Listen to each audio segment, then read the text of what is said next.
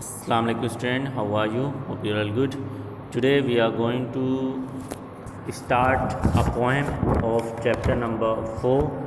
से पहले जो chapter number 4 the noble women है उसको कंप्लीट कर चुके हैं। इसी चैप्टर नंबर 4 में एक पोएम है फिश टाइटल से। तो आइए इस पोएम को देखते हैं, इसमें जो पोएट हैं वो क्या बता रहे हैं। तो फिश हमने देखा है, फिश के बारे में हम जानते हैं। तो आइए इस पोएम को स्टार्ट करते हैं। Why are fishes so slippery with bones that are sharp and prickly? Why do they have eyes on the side of their face and swim in shoals when bigger fish chase? Their world is quite unlike that of the land. They can't even live on the soft wet sand. Yet Allah lets me swim in the sea and play in the sand, then go home for tea. यहाँ पर poet ने एक छोटी सी खूबसूरत सी poem लिखी है और इस पोएम को देखते हैं, इसकी मीनिंग को समझते हैं, इसे अंडरस्टैंड करते हैं line by line. Why are fishes so slippery with bones that are sharp and prickly? यहाँ पर जो पोएट हैं वो कह रहे हैं कि फिशेस क्यों इतनी ज़्यादा स्लिपरी होती हैं। हमने फ़िश को छुआ है, उसे टच किया है, तो देखेंगे वो काफ़ी ज़्यादा कैसी होती है, स्लिपरी होती है। हम उसे जब टच करेंगे तो एक स्लिपिंग सेंसेशन हमें फील होगा, है कि नहीं, हाथ से वो फिसलती है। तो यहाँ पर पोएट कह रहे हैं कि जो मछलियाँ हैं वो क्यों इतनी ज़्यादा स्लिपरी होती हैं, क्यों हाथों से छूने पर वो स्लिप करती हैं। अल्लाह ताला ने क्यों उन्हें ऐसा बनाया है, इतना slippy with bones that are sharp and prickly. और आगे कहते हैं कि इनकी जो बोन्स होती है, हड्डियाँ होती है, वो कैसी होती है, शार्प होती हैं, नुकीली होती हैं, इनकी हड्डियाँ नुकीली होती हैं। एंड प्रिकली मीन्स कांटेदार। तो कह रहे हैं कि क्यों इनकी, देखिए क्वेश्चन मार्क है, वो क्वेश्चन कर रहे हैं, पूछ रहे हैं कि अल्लाह ताला ने इनकी जो हड्डियाँ हैं उनको क्यों इतनी ज़्यादा नुकीली बना है, इतनी ज़्यादा कटीली बनाए हैं, क्यों कांटेदार इनकी हड्डियों को बनाए हैं। थर्ड लाइन को देखते हैं। Why do they have eyes on the side of their face and swim in shoals when bigger fish chase?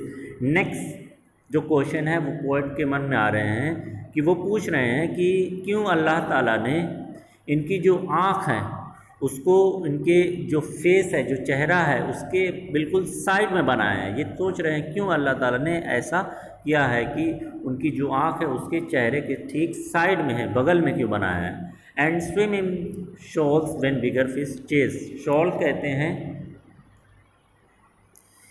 In a large number of fish, ढेर सारी मछलियों के एक साथ शॉल कहा जाता है, या ये कह लें मछलियों को, झुंड को क्या कहा जाता है, shawl.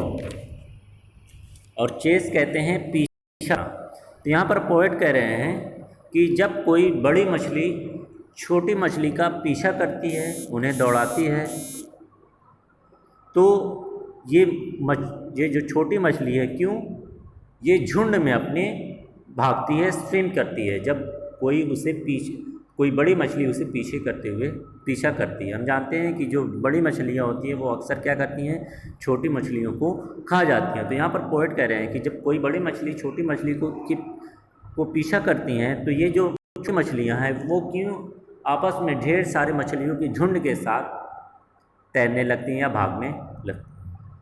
Their world is quite unlike that of the land. They can't even live on the soft wet land. Next poet कह रहे हैं कि जो मछलियों की दुनिया है वो लैंड पर जो दुनिया है, यानी इट मीन्स हम लैंड पर रहते हैं और मछलियाँ कहाँ रहती हैं, वाटर में रहती हैं। इट मीन्स वो ये कह रहे हैं कि हमारी दुनिया से बिल्कुल इनकी दुनिया क्या है, अलग है, क्वाइट अनलाइक है, बिल्कुल अलग है इनकी दुनिया। क्यों, आगे कह रहे हैं they can't even live on the soft wet sand.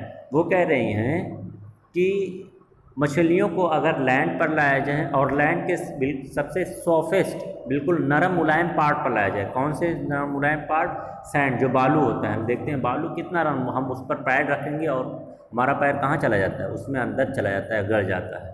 तो कह रहे हैं कि अगर उस वेट सैंड पर, गीले बालू पर इन्हें रखा जाए तो ये क्या हो जाएंगी, उस पर रह नहीं पाएंगी।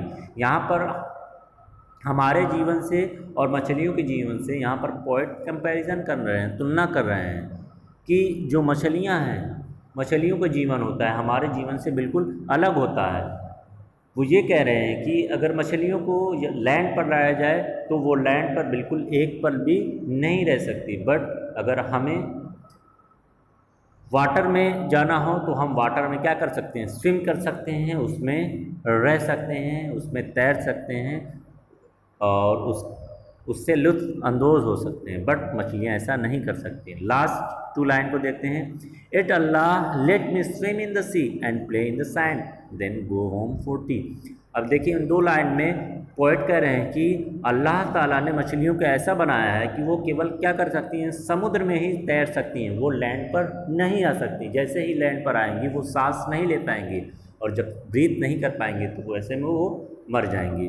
बट उसके अपोजिट हम हैं, हम क्या कर सकते हैं, समुद्र में भी तैर सकते हैं, लैंड पर भी रह सकते हैं, सैंड पर भी रह सकते हैं, हम हर एक जगह पर रह सकते हैं। और ऐसे में स्विम करेंगे, स्विम करने से जब हमें बहुत ज़्यादा मज़ा मिल जाएगी उसके बाद सैंड पर प्ले करेंगे और सैंड पर प्ले करने के बाद हम उसके बाद अपने होम पर जाकर टी का भी लुत्फ़ ले सकते हैं, चाय का भी लुत्फ़ ले सकते हैं। इट मीन्स यहाँ पर पोएट ये कह रहे हैं कि हम जिस जगह पर रहना चाहें उस जगह पर रह सकते हैं, बट मछलियाँ ऐसा नहीं कर सकती। तो यहाँ पर हमें अल्लाह ताला का शुक्र अदा करना चाहिए कि अल्लाह ताला ने जितने भी मखलूक हैं उनके ऊपर हमें बनाया, उनके तर्ज पर हमें रखा है, वो सारी सहूलियतें हमें दी हैं जो और मखलूक को नहीं दी हैं। इसलिए हमारा ये फ़र्ज़ बनता है कि अल्लाह ताला को हम थैंक करें, उसकी प्रेयर करें, उसकी हम्दो सना करें। तो इसमें जो डिफ़िकल्ट वर्ड है उसे नोट कर लेंगे, उसे अपनी कॉपी में लिख लेंगे और इसके साथ में मीनिंग जो आपको बताई गई है इस पोएम के through. Now we are terminating the class. Okay, अस्सलाम वालेकुम।